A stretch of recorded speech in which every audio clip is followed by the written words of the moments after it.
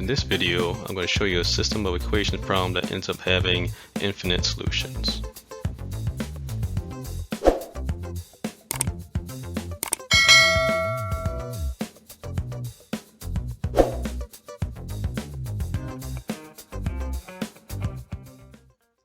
So in this problem I have 2x plus 3y is equal to 5 and negative 6x minus 9y is equal to negative 15. So here I either want to make the x's add up to 0 or the y's add up to 0. So I'm going to choose the x's. I got 2 and negative 6. Common multiple is 6. So I'll multiply this top one by 3. So 3 times 2x is 6x. 3 times 3y is 9y. And 3 times 5 is 15. And I'm just going to write the second equation down here.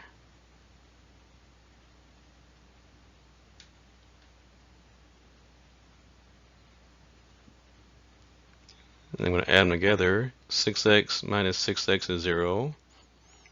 9y minus 9y is 0. And 15 minus 15 is 0. So we basically get 0 is equal to 0. 0 does equal 0, that's true. Now when that happens, that means we have infinite solutions. That means I can plug in any value for x and y and it'll work out, because they'll just cancel out and just end up with 0 equals 0, which is true. Now this happens when both of these lines are the same line. I have one line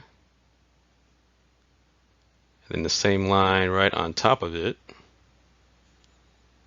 They're going to be meeting at every point along this line. Here, here, here, here, here, here, here.